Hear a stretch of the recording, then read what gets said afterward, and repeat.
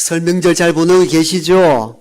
네, 그래도 음력으로 우리나라는 새해가 출발했으니까 또 한 번 더 새해 함께 인사합시다. 새해 복 많이 받으세요. 앞뒤 잡음 보면서 인사합니다. 아마 서울에서 오신 분들은 짧게는 5, 6시간, 길게 7, 8시간 긴 장거리 운전을 하셔야 되고, 또 기다리는 가족들은 종일토록 전 부친다고 전신이 먹이 들 정도로 피곤하고 어려운 것이 또 명절이기도 합니다. 그래서 어떤 분들은 명절이 없었으면 하는 분들도 있습니다만은, 그래도 명절이 있어서 또 가족과 함께 만나고 또 서로 이야기할 수 있는 것도 하나님의 크신 은혜요 축복인 줄 믿습니다. 사랑에는 수고가 따른다 그랬습니다. 사랑한다는 것은 달콤함만 있는 게 아니에요. 헌신과 수고가 있는 것. 그래서 누군가 수고하고 헌신이 있어서 함께 살아갈 수 있는 울타리를 만들어주는 것, 그게 참 사랑인 것이죠. 그래서 명절에 지치고 힘이 들고 짜증이 난다 할지라도 가족과 언제 이렇게 함께 할 수 있겠는가, 이 마음을 가지고 기쁨으로 연휴를 잘 보내시기를 축복합니다. 예, 그렇게 하는 것이 지혜로운 삶의 방식입니다. 오늘은 우리가 잘 알고 있는 누가복음 15장 탕자에 대한 이야기입니다. 모르는 사람들이 없었고 수없이 많이 읽고 들었던 내용입니다. 목사님, 또 전할 것이 있습니까? 예, 또 전할 것이 있습니다. 성경은 또 읽고 또 읽어도 항상 새롭게 다가오는 줄 믿습니다. 예, 그게 성경이 주는 영적 매력이기도 합니다. 탕자가 아버지 재산을 가지고 먼 나라에 가서 창녀와 함께 다 날려버립니다. 그리고 먹지 못하고 비참한 가운데 빠져 있을 때에 아버지 집, 고향집으로 돌아온다는 이야기가 탕자 이야기이기도 합니다. 그러면서 저는 이 본문을 다시 읽고 해석하면서 나 같으면은, 내가 탕자 입장이라면은 고향집으로 돌아갔을까? 여러분 탕자 같았으면은 모든 걸 다 잃어버리고 실패하고 비참한 가운데 빠졌을 때에 고향집으로 돌아가시겠습니까? 저는 절대 안 돌아갑니다. 절대로. 원래는 절대라는 단어를 쓰지 말라고 보통 이야기합니다.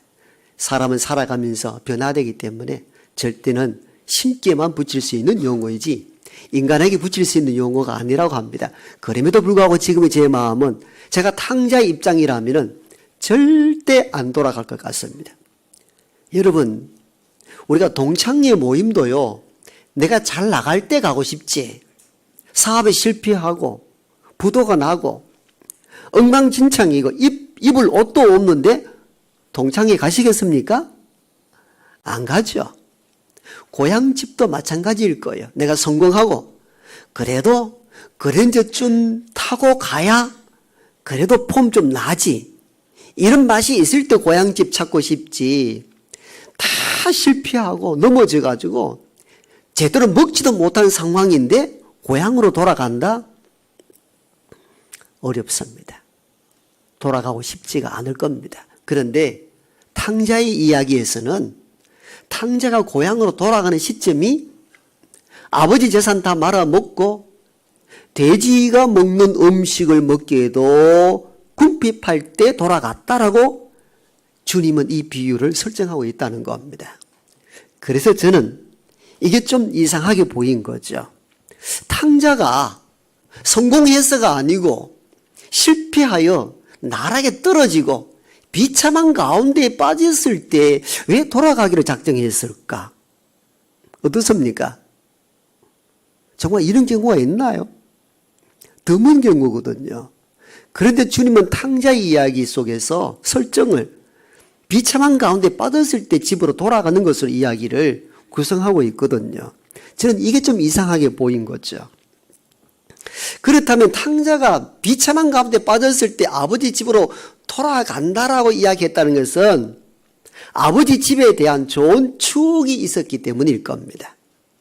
안 좋은 추억이 있다면 절대 돌아가지를 않았을 거예요. 그래도 탕자가 실패하고 좌절하여 비참한 가운데 빠졌을 때에 그래도 아버지 집으로 돌아가고자 하는 마음은 그래도 아버지에 대한 좋은 추억 때문이겠죠. 늘 매맞고 늘 굶주린 상태에 있었다면 돌아가고 싶지 않았을 겁니다. 아마 아버지에 대한 좋은 추억 때문이겠죠. 따라서 우리는 탕자가 왜 실패했을 때 집으로 돌아갔을까? 이것을 우리가 한번 연구해 보면서, 그리고 우리 가정들도 돌아가고 싶은 가정, 이 가정이 어떠한 가정이어야 하는가? 이 부분에 대해서 오늘 설날 가족과 함께 모이는 이 주간에 돌아가고 싶은 가정은 어떤 가정이어야 할까? 이 본문을 통하여 우리가 몇 가지 배우도록 합니다. 첫 번째만 오늘 다룹니다. 탕자가 집으로 실패했을 때 아버지 집으로 돌아갈 마음을 먹었던 이유는 허기진 배를 채워줄 수 있는 것으로 확신했기 때문입니다. 만약에 탕자가 지금 먹지 못한 상태에 놓여 있잖아요. 멀리 떠나 사업해 보겠다고 아버지 재산을 갖고 갔는데 다 망해버렸습니다. 근데 어떤 집에 갔는데 돼지 치도록 합니다. 돼지 먹이를 주는데 돼지가 먹는 음식을 먹고자 하여도 배를 채울 수 없는 상황에 빠집니다. 그때 아버지 집으로 돌아가겠다고 마음을 먹었다라고 이야기를 구성하고 있습니다. 그때 그 시점이 굶주릴 때입니다. 그럼 아버지 집으로 돌아가겠다고 마음먹었던 결정적인 단서가 어디서 나옵니까? 이 굶주린 배를, 허기진 배를 채워줄 수 있는 유일한 곳이 아버지 집이라는 확신 때문이었겠죠. 그리고 본문은 그렇게 주께서 비유적으로 해석합니다. 17절에 보니까 아버지 집에는 양식이 풍족한 품꾼이 얼마나 많은가, 그렇게 회상합니다.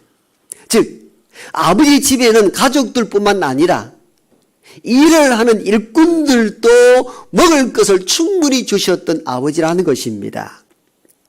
그러니까 못난 아들이 돌아간다 할지라도 지금 오늘 이렇게 고백하잖아요. 나는 아버지의 아들이라 일컬음 받을 수 없습니다. 종의 하나로 봐주십시오.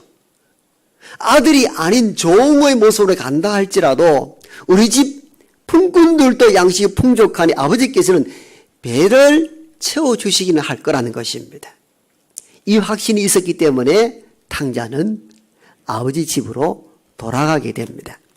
만약에 아버지 집으로 돌아간다 할지라도 아버지 재산을 창녀와 함께 말아먹은 이 아들이 돌아왔다고 문전박대하고 먹을 걸 주지 않는다고 생각했다면 절대 돌아가지 않았을 것입니다. 돌아갈 이유가 없잖아요. 지금 있는 것이나 돌아갈 아버지 집이 똑같다면 왜 돌아갑니까? 차라리 세상 밖에 있는 것이 훨씬 나을 수도 있죠. 그런데 실패하고 비참한 상태에 빠졌을 때에 아버지 집으로 돌아갈 마음은 어디서 생겼는가?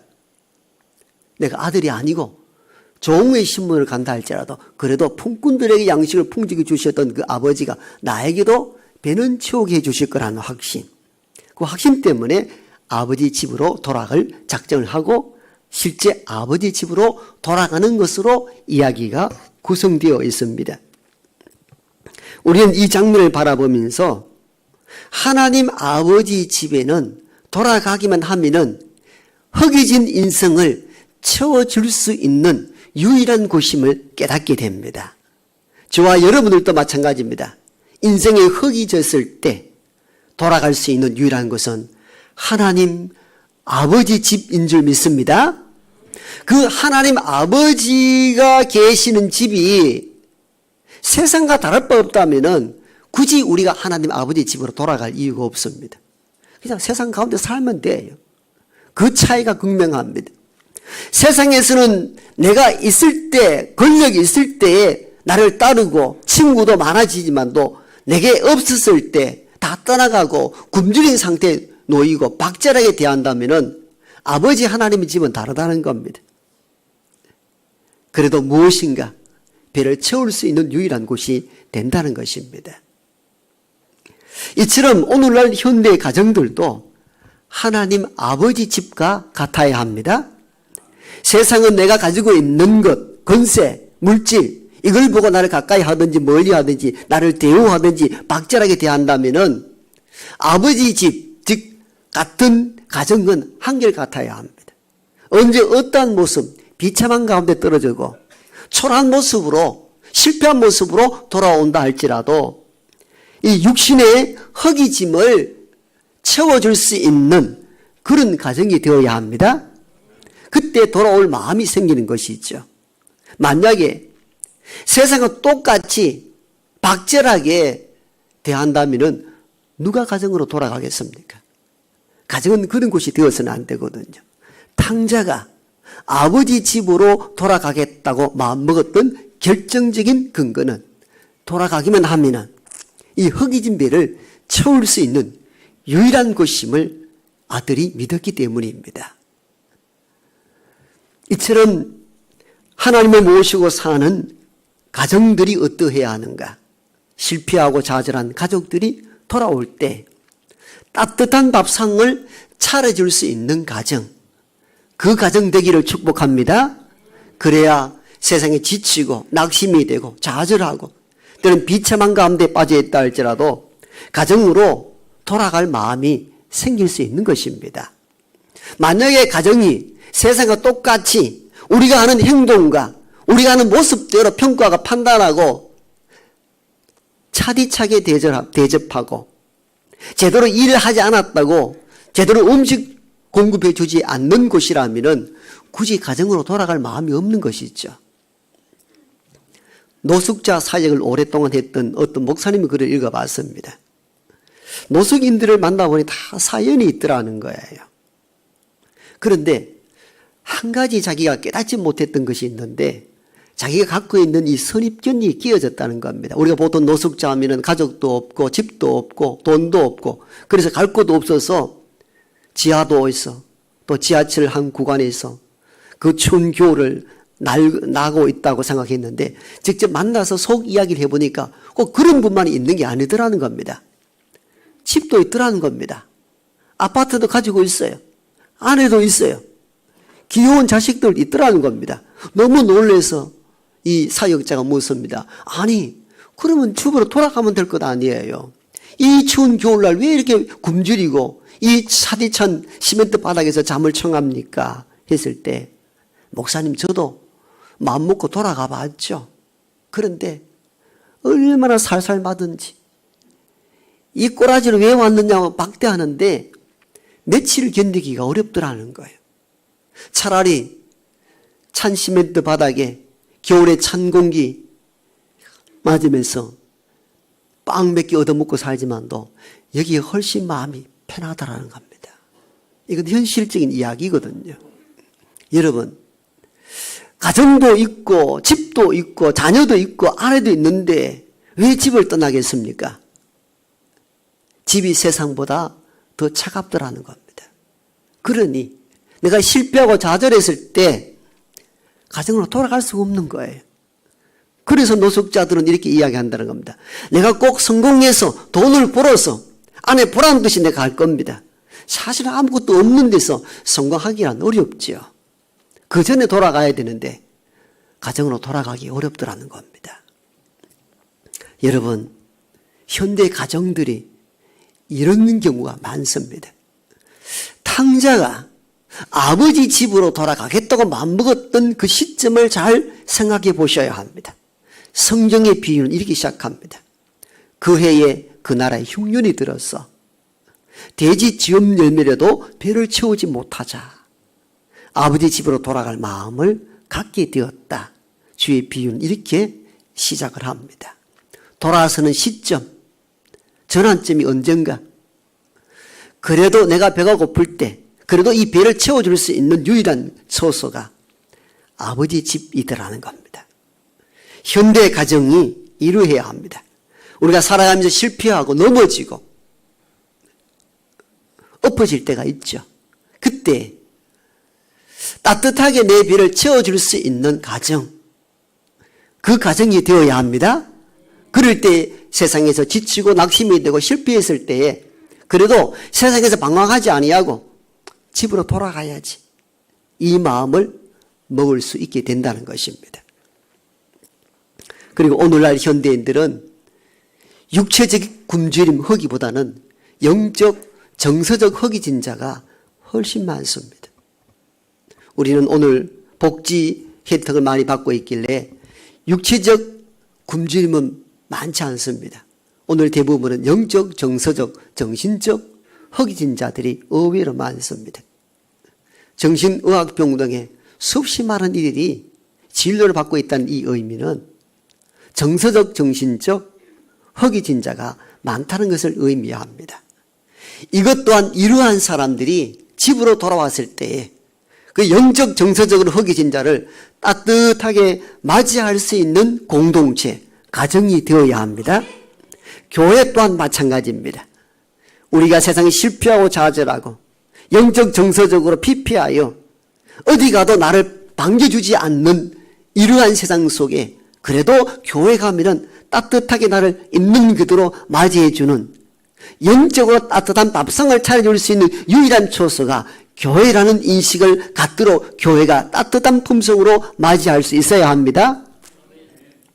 요한복음 4장에 보면은 수가성 우물가에서 만난 여인에 대한 이야기가 나옵니다. 그 여인은 성경이 기록하기를 남편 5이나 두었던 여인이었다. 우리는 이렇게 기록하고 있습니다만은 이전에 말씀드렸다시피 남편 5 두었다는 이 의미는 행실이 부도덕한 그런 여성을 문자적으로 해석하면 곤란합니다. 왜냐하면 주님과 이 여성과의 대화를 쭉 살펴보면은 굉장히 구도자적 정신이 많아요. 처음에는 예수를 당신은 유대인 같아 보인다. 그 다음에는 대화하다. 당신은 선지자다. 그 다음에는 당신은 보아하니 예수 그리스도라 이렇게 표현합니다. 여러분 예수와 대화하면 할수록 점점 그 영적 깊이가 깊어집니다. 행실이 부정한 단순한 그런 몸을 팔고 사는 여인이었다면 이런 대화가 불가능합니다. 그러므로 신학자들은 여기서 남편 5이란 이 의미는 문자적 의미로 행실이 부정하여 이 남자 저 남자 찾아다니는 그런 것으로 의미하는 것이 아니라 우리가 신랑 대신 예수 이렇게 표현하듯이 여인이 추구했던 어떤 신들 이 신 접해보고 저 우상 접해보고 그래도 끊임없는 영적 갈구를 했던 여인으로 우리가 해석이 가능합니다. 그 여인은 이 신 저 신 저 우상 섬겨보고 이 우상 섬겨봐도 영적 허기를 채울 수가 없었던 것입니다. 주님과의 대화를 통하여 이제껏 찾아왔던 그 참된 신을 만나게 된 겁니다. 그래서 물동이를 버려두고 동네에 들어가서 와 보십시오. 이가 그리스도가 아닙니까? 여러분 물동이를 버려두었다는 것은 생명줄 자기의 육신의 생지수단을 버렸다는 의미입니다. 그만큼 참된 생명수를 만났다는 것을 상징적으로 보여준 몸의 행동이 물동이를 버렸다는 뜻에서 나타나고 있습니다. 그만큼 구도자적인 여성이었습니다. 이 여성은 많은 신을 찾아보고 그 신을 통하여 마음의 허기를 채우려 했으나 채울 길이 없었습니다.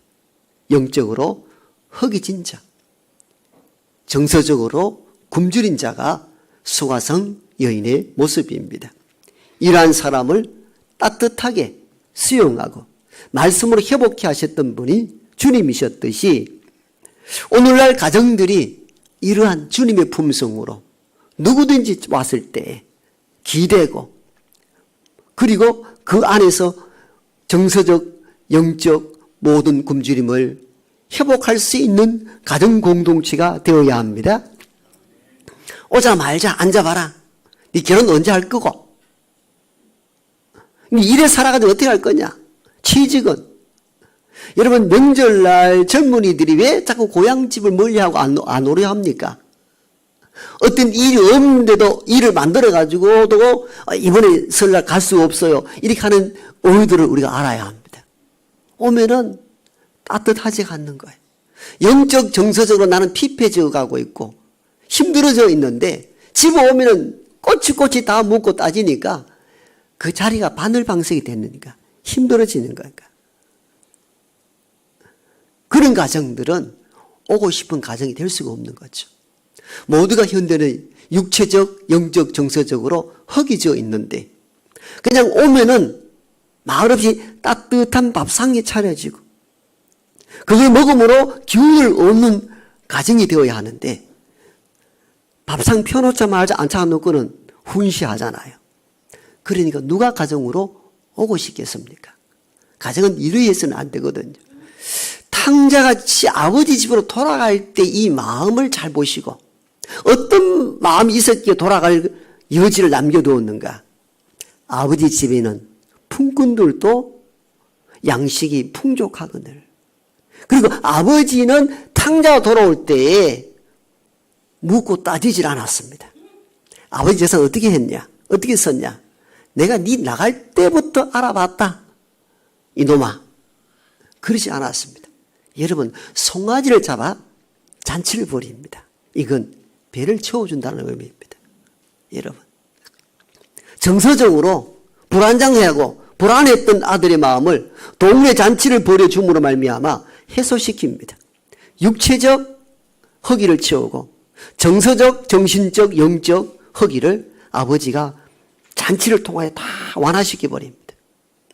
여러분, 동네에 말하기 좋아하는 사람 많잖아요. 아이고, 저 집이 막내 아들 지가지부지 재산 가지고 나갔다 기생가 팔아먹고 저 쫄딱 망해 안 왔나. 그런 사람들이 입을 막을 수 있는 장치가 뭡니까? 그 사람들 많이 미개보면 되는 겁니다. 그렇잖아요. 잔치를 벌려가지고 송아지를 잡아가지고 이런 어떤 아버지들은 머리 빡빡 밀고 뒷방에 처박아 버리잖아요. 그런 아들 왔다고. 이 아버지가 다르잖아요. 동무의 사람을 입으로 불러가지고 송아지 잡아 잔치를 벌려버립니다. 이 말은 내 아들에 대하여 더 이상 이야기하지 말라는 행동입니다. 얼마나 품이 넓으신 아버지 하나님이십니까? 가정이 이러해야 합니다. 가정은 세상은 우리가 살아가는 모습대로 평가하고 판단합니다. 그러나 가정은 그러한 곳이 되어서는 안 됩니다. 있는 그대로를 수용하고 그냥 따뜻한 밥상으로 육신의 허기를 채워주고 그리고 영적 정서적으로 편안히 할 수 있는 그 가정 공동체, 이게 참된 가정인 줄 믿습니다. 2016년도에 전북도교육청에서 실시한 이 글짓기 공모에 동시로 최우수상 받은 전북 우덕초등학교 이슬양이 지은 시입니다. 시의 제목이 세상에서 가장 받고 싶은 상, 이런 이중 의미가 있습니다. 상, 이렇게 상품상이 있고 밥상, 테이블 두 가지 의미를 담고 있습니다. 이 아이가 그 해에 엄마가 암으로 돌아가시고 난 뒤에 쓴 시입니다. 세상에서 가장 받고 싶은 상, 이 아이가 이렇게 기록합니다. 아무것도 하지 않아도 짜증 섞인 투정에도 아낌없이 차려지는 당연하게 생각되는 그런 상, 밥상을 말하죠. 하루에 3번이나 받을 수 있는 상. 여러분, 상 많이 받은 겁니다. 아침상, 점심상, 저녁상. 그 학교 상장 못 받았다고 서운해하지 마십시오. 숱하게 상 받았습니다. 이 아이가 이렇게 표현합니다. 놀라운 표현이죠. 받아도 감사하다는 말 한마디 안 해도 되는 그런 상. 그때는 왜 몰랐을까? 그때는 왜 못 보았을까? 그 상을 내시던 주름진 엄마의 손을 그때는 왜 잡아주지 못했을까? 감사하다는 말 한마디 꺼내지 못했을까? 그동안 숨겨놨던 말, 이제는 받지 못할 상. 앞에 앉아 홀로 대내 봅니다. 엄마 사랑해요. 엄마 고마웠어요. 엄마 편히 쉬세요. 세상에서 가장 받고 싶은 엄마의 밥상. 여러분, 초등학교 6학년이 엄마를 먼저 읽고 그동안 숱하게 받아왔던 밥상에 대한 추억을 기록한 시입니다. 놀라운 시이기도 하죠. 어떤 보험회사 광고를 이렇게 보니까요, 이런 광고예요. 우리가 젊은이들이 공부도 하고 일도 하고 이렇게 해외로 많이 일을 털어 나가잖아요. 워홀릭에 빠진 일 사람들. 그런데 그 강구에서는 이런 주제로 기획을 해가지고 그 일하면서 공부하고 처음 하는 그 해외에 있는 젊은이들에게 집에서 먹던 식기 그릇과 비슷한 것과 집에서 먹던 그 음식 비슷한 것을 대접하는데 깜짝 놀랍니다. 뭔가 울컥하기도 합니다. 어떻게 이걸 아시고 똑같은 그릇에 내가 집에서 엄마가 받았던 밥상과 비슷한 게 이게 해외에서 늘 햄버거만 먹고 배를 채우다 그걸 보니까 너무 감동이 되는데 그 순간에 식당 문이 열리고 엄마가 옵니다.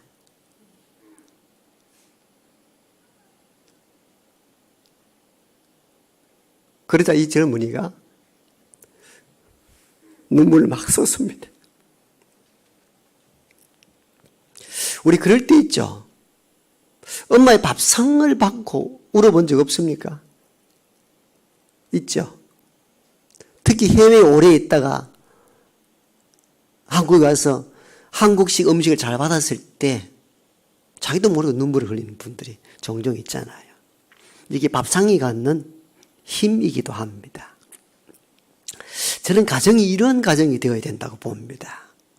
오늘 탕자가 돌아서고자 했던 그 마음들이 어디서 출발했는가?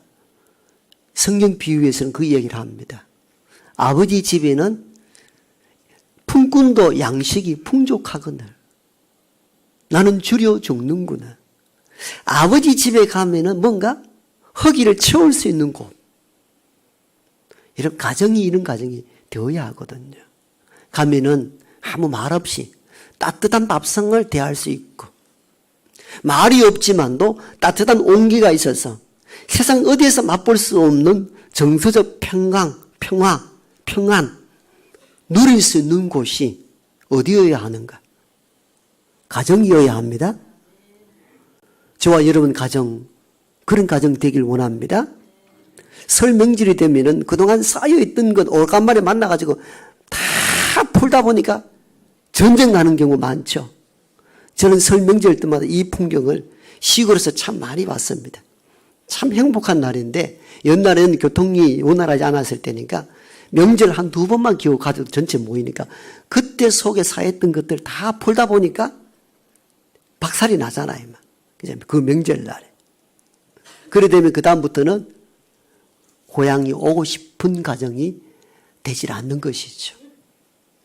탕자가 실패했을 때 왜 아버지 집을 찾았을까? 이건 큰 숙제 가운데 하나였습니다. 이런 관점으로 성경을 읽어보면 성경은 또 다른 맛이 있습니다.